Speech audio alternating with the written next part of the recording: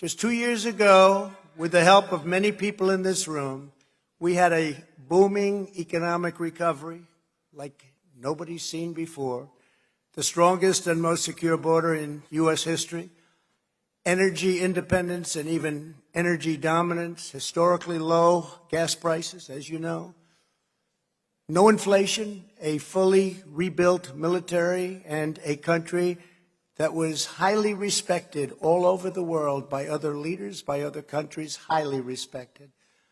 Very simply, we had made America great again. We made it great again, and we did it by putting workers first, by putting families first, and above all, by putting America first.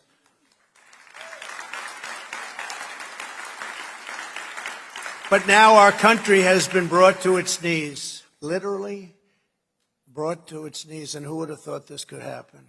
Inflation is the highest in 49 years, 9.1%, and a lot of people think it's much higher than that.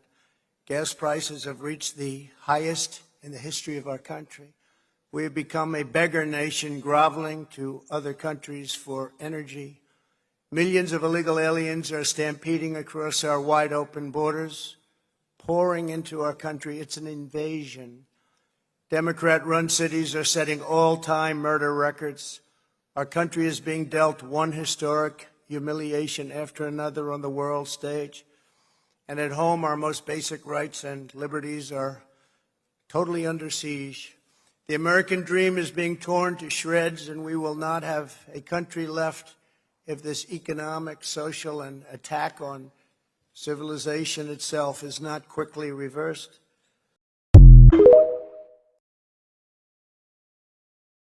Vladimir Putin, he's a madman. We were in the middle of negotiations, and yet he launched rockets at Kyiv and other cities. I always thought I had a pretty good relationship with Putin. When we communicated before, I also thought he was a man with ideas. But this time, his actions have really disappointed me. He's using rockets to destroy the fragile negotiation bridge we painstakingly built. When I was in the White House, I warned NATO that Putin was like a gambler who had lost his mind after heavy losses. Now he's proven me right. When he doesn't get what he wants at the negotiation table, he's willing to flip the whole table over. But listen, this won't shake the stance of the United States. I, Donald Trump, am known for the art of the deal. I propose we take 3 immediate actions. First, NATO should provide Ukraine with the most advanced air defense systems. Second, freeze all the gold reserves of Russian oligarchs in Switzerland. Third, make it clear to China and India that whoever continues to support Putin is an accomplice to the war. Hey guys, how you all doing? Welcome back again to another episode. Thank you so much for clicking when you saw this video. So guys, we are going to be checking out this video compilation which I was able to gather for you guys. Feel free to watch them and let me know what you think about them in the comment section. But if you're not happy in the U.S., if you're complaining all the time, very simply, you can leave. You can leave right now. Come back if you want. Don't come back. It's okay too. But if you're not happy, you can leave. The reason I am so critical of the Democratic Party right now is because I literally just left it, just like a lot of other people. I was a bleeding heart liberal like all of you. I mean, blue hair and everything. I mean, believe me, I have plenty of pictures proving that I was all in. If you would have asked me a year ago, I would have said there is no way in hell I will ever vote for Donald Trump. But let me tell you what changed my mind. The big moment for me was when the left started trying to push this like Nazi, Hitler, fascism narrative that they're trying to push right now. Like what y'all actually did is made a lot of us really go research Trump even harder. And we started to realize that a lot of things that you guys had shown us about Trump and things that he had said were taken way out of context. A lot of us started noticing a pattern where you guys were showing us like little 10-second clips of a 10-minute conversation that did not reflect the entirety of that conversation at all. So that was number one. And then around Thanksgiving, all of a sudden you guys are telling us that it would be better for us to sit at home and spend the holidays with no one than it would be to go home to your family who voted for Trump. When I heard that, I was like, okay, now y'all are wildin', because you cannot tell me that it is better for your mental health to sit at home alone than it is to go and spend time with your friends and family. Y'all had actual therapists getting on TV and telling you guys this. And the sad thing is that it would have been better for them to encourage you to do something like find other people that believe the same as you to spend the holidays with, but they didn't. They told you to stay in your home and spend the holidays with no one. When that happened, I was like, okay, I gotta give this party a second look because something is not right here. But honestly, if you want to know the truth, what really did it for me is realizing how freaking depressed I was when I was functioning as a liberal. Liberalism will literally make you hate yourself. It will make you hate your family. It will make you hate your friends. It will make you hate everything about the world. And I'm not saying that you should just be ignorant to everything that is going on in the world, but the way that the left chooses to internalize everything that is going on in the world is detrimental to their mental health. And this is why people try to tell you that empathy is dangerous. But even that you want to take out of context. Empathy itself is a great quality to have. Empathy without discernment is detrimental. You have got to be able to discern when you are carrying too much and you need to take a step back, and none of you are doing that. Believe me, it is possible to care about everything that is going on in the world and not let it consume every single thought that you have and every single conversation that you have. A lot of us are leaving the party in droves because you guys have made it impossible to have any sort of individual thought whatsoever. Like, for instance, if I say that I like RFK Jr. because I want bad chemicals out of my food and because I want to know what's in my vaccines, you will assume that I am someone who is anti-vax and anti-science, when in fact, all three of my kids and myself have been vaccinated. I just want to tell you guys something. Every Republican most likely voted for Trump. Every person that voted for Trump is not a Republican. The fact that you guys are so against Trump's administration right now, when most of his administration is former Democrats who have now left the party, y'all look wild. I mean, the Democratic Party has brainwashed people so hard that they are actually advocating against world peace right now. People on the left would rather us keep giving money to Ukraine to fund a war than to even fathom getting Ukraine and Russia at the table to try to agree to peace. A party that I joined because they were so anti-war and I was so against war now loves war all of a sudden. They have convinced you to love war so much that you are actually fighting for transgender people to be in the military when lots of groups of people are excluded for the military for very valid reasons. For instance, people like me who suffer from anxiety and depression, and even though I'm not currently medicated, I used to take medication for this, and that would disqualify me from serving in the military. And frankly, I don't have a problem with that. I know damn well that somebody like me has no damn business being on the front lines. Me having the conditions that I have make me a liability to the safety of this country. Like, don't get me wrong, I am all for trans rights, okay? I believe that you have the right to be whoever you want to be in whatever way makes you comfortable. But you really want the right to fight in the military? Like, that's the right, that's the hill that you want to die on? Like, bro, people don't get accepted to the military because they have fucking bone spurs on their feet.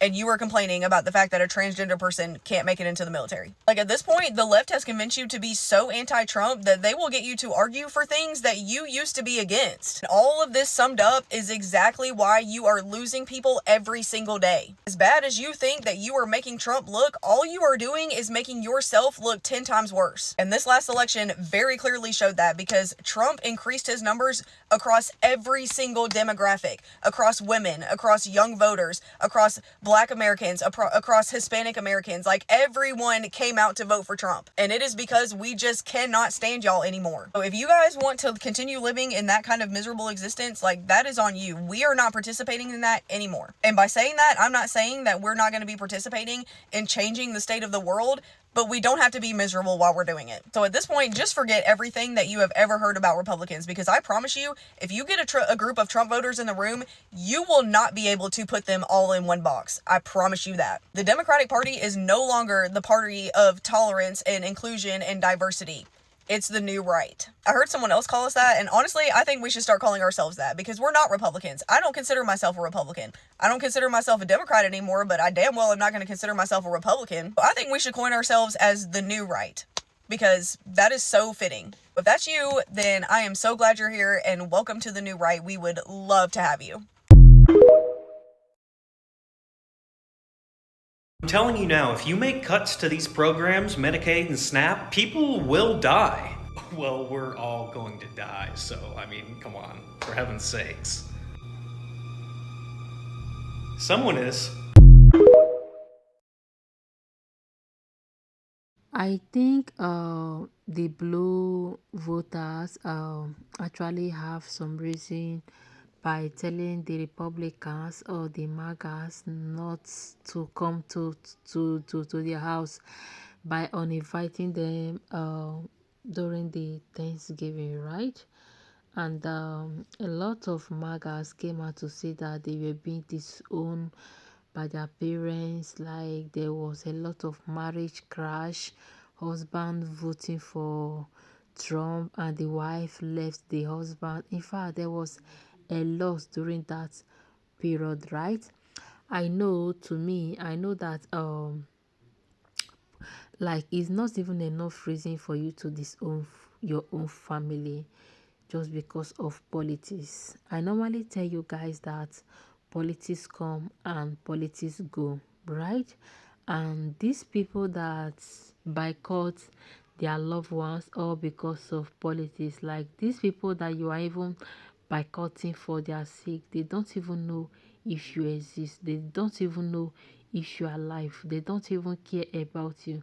So to me, I think it's never enough reason for you to boycott your own loved ones just because of families. But in the other way round, like if you really see something that is bad, something that you know definitely that when you do this thing that is going to affect your loved ones, I think it's good for you to abstain from such. Because if you claim that you love someone, you shouldn't go against that person, and you shouldn't do something that will hurt that person. Anyway guys, let me know what are your thoughts, what you think about this video. I'm going to be in the comment section waiting for you. Republicans, can we have a quick conversation? Because maybe you can bring something to my understanding, because I'm a little lost. Forgive me, I'm new over here. When in the hell did the Republicans become so understanding with logic and reason when you talk to each other? It's like 2 + 2 has to equal 4. When did things start adding up? Because now maybe it's just because I was raised Democrat, of course, and maybe they were just telling me, hey, Republicans are just racist, they're just bigots, and that's it, and that's all you need to know. You vote blue no matter who. Now I'm over here, and everyone I talk to is super nice, they're interesting, they're open-minded in a good way, not in a bad way like a Democrat where they're so open-minded their brain falls out. Start saying stuff like men should be in women's sports and all this crazy nonsense. It's just like, I just want to know, when did Republicans stand on business so hard? I don't know. It's refreshing. It's absolutely refreshing. It's a breath of fresh air. And I'm glad that I'm a Republican, man. I'm glad. I feel like I should have been over here. That's what I feel like. It's weird. It's so weird right now. I feel like things switched. I don't know. I'm just glad I'm over here.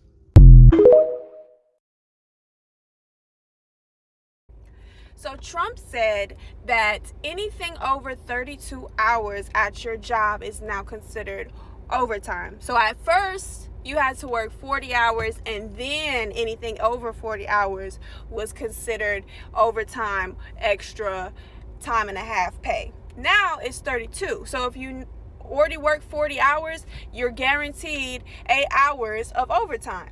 Now that should help out with all the people who said, you know, jobs this, they don't pay enough, this and that. This is great for that. So now, if nothing else makes you want to get up and go get a job, how about 8 hours of overtime off the top? Y'all should be able to make y'all's rent now and get food, and hell, maybe even go out on Friday night, get a little date going. Who knows? Budgets might look all types of different now. I don't know. We're gonna see, I guess. But I say at this point, I'm liking what he's saying. I'm picking up what he's putting down. What about y'all? Tell me in the comments. Let me tell you what makes absolutely no sense. The United States Congress is getting 18 weeks of vacation this year. That's right, 18 weeks. Can you believe that? Do you get 18 weeks of vacation? Probably not. You probably don't get 17. I bet you don't get 16. I bet you don't get 15. I bet you don't even get 6. You probably get 2, 3, 4, or 5. Most companies don't go above 5 or 6 on their vacation time. And so not only that, they get paid $174,000 a year. Now, I saw this worked and not worked calendar off of X. House Majority Leader Steve Scalise posted it on X. He has the whole year, work days and not work days. Do you know the amount of work days also is 133 work days for the entire 2025? Now, call me crazy, that's 1/3 of the year, right? About 1/3. Not only that, they get paid 174. You equate that by 133 days. They're getting paid over $1,300 a day per day in Washington. Do you get paid $1,300 a day? Probably not. I know some of you big ballers probably do, but most of us do not get paid $1,300 a day. So they're getting 18 weeks vacation. They're getting paid $1,300 a day. And what's getting done actually in Washington? And so we're paying those from the American taxpayer dollars, but do you see a sense of urgency? It's not just the amount of time worked, which kind of tells me a lack of sense of urgency, but I don't see a lot of stuff getting done right now. And my concern, spoiler alert, I'm a Republican. Hard to believe, right? Oh, he's a Republican. If you've seen any video, you know I'm probably or lean right. I don't even know if I want to be associated with the Republicans, but I'm conservative thinking, okay? But this is a big time for us, right? I mean, we have the House, we have the Senate, we have the presidency. This should be a huge year. But I don't see that same sense of urgency in Congress. Now, I see the presidency having a huge sense of urgency. I think Donald Trump has had a very good presidency so far. But my concern is that he's had a lot of executive orders. And as you know, if we get a far-left Democrat in 2028, they could go in 2029, in January 2029, and reverse a lot of those executive orders and wash away a lot of the good things that Trump has done. So we've got to get stuff through Congress. But when you have a calendar that is that light, where you're not working, and you even see it, you even see the days they do work, I don't see a lot of stuff getting done to this point. And my other concern is that I keep hearing about these DOJ cuts being codified in Congress, about some Republicans aren't even for making these things permanent, the DOJ cuts. What the hell's going on with that? Now, I read today, it's supposed to be pushed to the House next week for a vote, I guess. But why is there any discussion about making these things permanent? It should be common sense, especially coming from the right. So, folks, we're paying, American taxpayer, you and I are paying a lot of money to these people, and I don't see a big sense of urgency on the calendar. Nobody gets 18 weeks off a year, and they're getting paid a very high dollar. So it's very concerning. I wish we had a bigger sense of urgency. I wish they worked more. I think we deserve that. Being voting for them and being United States citizens, I think they should represent us and work more than they do right now. Okay, so Donald Trump called Claudia Sheinbaum, Mexico's president, and he was like, "Hey, Claudia, so I know that you're having a big problem in Mexico with the cartel, all the drug dealing, and all the murders that's happening over there, and I'm just offering you my help. I would love to send troops out there to go help you. I'll send my military folks, and we'll handle the problem." Claudia Sheinbaum responds, "No, thank you. I got it. We don't want your help. I never want your help, and I'll never need your help."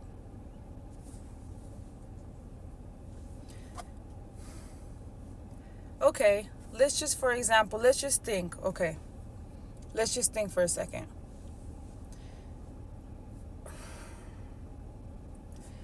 Do you blame people for thinking that Claudia Sheinbaum is part of the cartel and she's paid off? Do you blame people for thinking that? Do you see why people do not like Claudia Sheinbaum? Because how do you reject help that can help so many people in Mexico? Now, there's a bunch of Mexicans already right now that are saying, oh my, there's like a war between like Mexicans and Mexicans here in the United States. You know what I mean? We that look like this color are hated on by other people that is the same color because we voted differently. So for the Democrats, the double L's, for them, I really want to know What are your thoughts on this? I just want to know. What are your thoughts? Because you're all for Mexicans and you're so more Mexican than we are because we voted for Trump. We're not allowed to be Mexican. So I just want to know, as a Mexican American, as an American, because I'm not Mexican, because you guys told me I'm not Mexican. As an American, I want to know, what do you think? What do you think about Claudia Sheinbaum rejecting the help of Donald Trump? Now, I know you guys hate Donald Trump so much that anything that has to do with his name, no matter what he does, good or bad, regardless, if it has the name Donald Trump in it, you don't like it. But let's just take his name away for a second. The United States offered Mexico to help with the cartel, and she said no. People in Mexico, the real Mexicans, people in Mexico have lost their loved ones to crossfire, has lost children to human trafficking. Not to mention, a lot of them are getting opened and filled with drugs, smuggling them across. A lot of people are missing their loved one that they never found. They're still looking for them, all because of the cartel. The cartel be killing innocent people. I know you guys like to glorify that lifestyle because, it's so cool, right? But seriously, on a serious note, there's a lot of Mexicans out there that would have loved to receive that help regardless of who it was from. It doesn't matter if it was from Kamala. It doesn't matter if it was from Biden. It doesn't matter if it was from Trump. At some point in time, you have to think outside of politics and think, wow, she had an opportunity to receive the help and she rejected it. And why do you think that is? I mean, the videos are there. I reposted it. You can see the videos I reposted of Donald Trump and Claudia Sheinbaum. You see Donald Trump admitting, yeah, I offered her the help. He didn't even talk bad about her. And then Claudia Sheinbaum responded. And she said, yeah, I rejected the help. No thanks. I don't need it. You don't need it, but your people does need it. You're being selfish. You don't need it, but the people of Mexico that are suffering need it. Now, for all those real Mexicans, because I'm not a real Mexican, for all those real Mexicans out there, don't you just like a little bit upset, maybe just a little bit, that you cry about the corruption in Mexico that's happening. You cry about all these things, right?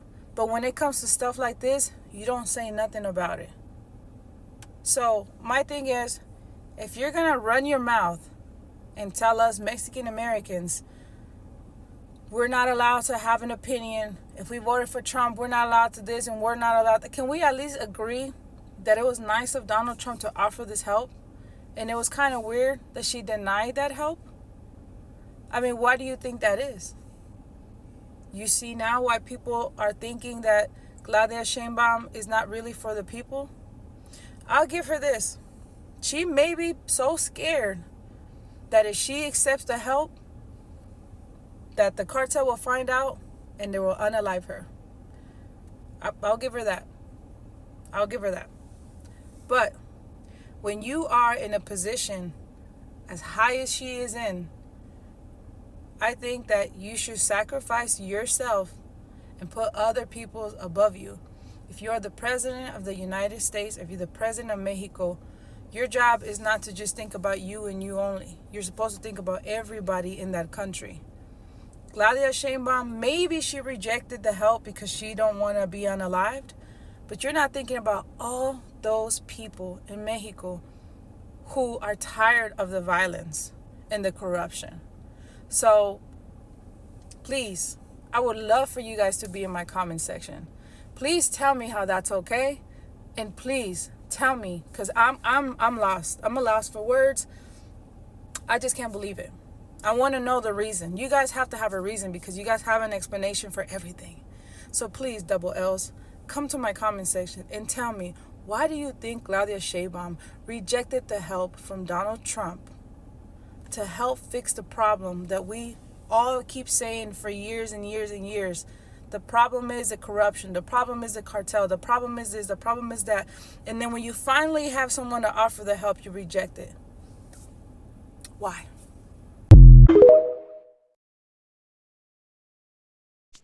I'm very sure that the MAGAs have realized the reason why a lot of people uninvited them during the Thanksgiving, right? Yeah, I am very, very sure. They might just think that maybe the blue parties hate them, or maybe they feel like they don't want to see them around them, but it's not just that. It's not just that at all, because when you know, I said it before, that when you know something that will hurt your brother, something that you know that when you do this thing, that definitely that is going to hurt your sister or your loved one, I think it's better for someone to avoid that. Okay, I know that no one has the right to tell an adult what to do, because an adult has a mind of his own. An adult have some decisions that suit you, or that you will take, well, whether that decision is good decision or not. But as an adult, you have choices. So to me, I know that the magas make their choice. They make their will, saying that, oh, this is the person I want to vote for. Okay, but at the same time, the choices that you make matters a lot. It's good you make choices that will not affect you later in the future. It's good you make choices that you know is never going to hurt your family or your loved ones. Yeah, because during that period, a lot of the magas were uninvited from Thanksgiving. People disown their children. Oh my God, husband, there was a lot of backlash, a lot of marriage crisis, husband leaving wife, marriage like wedding was being called off just because they voted for Trump. And yeah, I'm very sure that by now they are now realizing the consequences of their action. They are now finding out the reason why all of these things happened in the past, the reason why they were uninvited from families, the reason why. Yeah, because everybody now is hearing the heat of this administration. Look at the food rise, like the prices of food are so expensive right now. Look at this, look at the student loan. The student loan has been cut off. Look at the Medicaid, look at the social security, so many things. Look at recession at the corner. Oh my God, a lot of things has actually happened in this few era, and more are still going to be happening. Look at the Walmart, the almighty Walmart. The almighty Walmart are set to increase the prices of their goods at the end of this May, right? And they are doing that because of tariff. Like, to me, I'm just sure, very sure that the MAGAs have realized the consequences of their actions, why a lot of people want them against their decision. Because during those periods, they were thinking that these people do not love them, these people do not want the best for the country, but they actually do. Yeah, they actually love their country and they actually want the best for their country, but they are just being careful. They are just being very careful. You guys remember when Trump said that he was going to make America great again? So I don't know, guys, what do you think? Do you think that all of the things that Trump is doing right now is close to making America to be great again? What do you think? Let me know in the comment section. So guys, I don't want this video to be too long. Thank you so much for watching this clip. Let me know what are your thoughts. What do you think about this video? I'm just going to be in the comment section waiting for you all. Please don't forget to smash on that like button. Don't forget to smash on the follow button. Join this amazing family in case you haven't followed already. So guys, you stay tuned and hope to see you all in my next episode. Bye.